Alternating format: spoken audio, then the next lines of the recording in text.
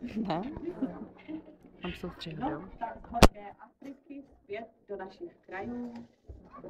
Když se tak rozhlíží po tom našem kraji, co to tam svítí, co to tam světluje? Vypadá to jako nějaké světlušky a že se jich sem žene celé hejno.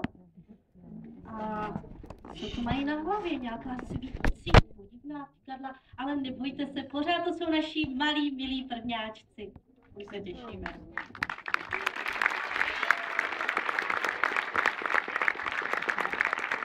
Nevidím. Kde? Chodí první. Tam. Minulý týden zapůjel.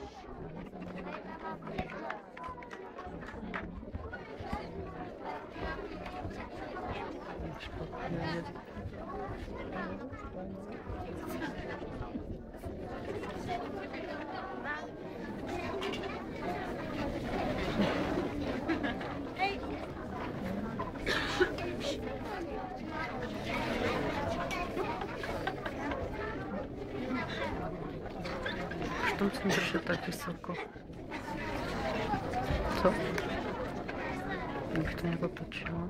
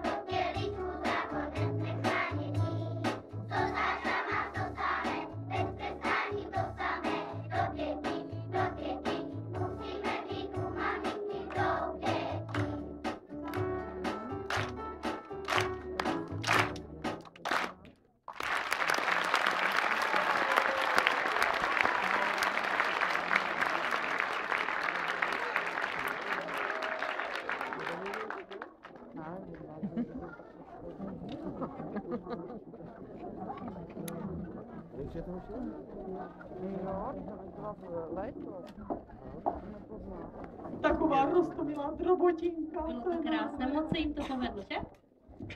No, ale i ta malá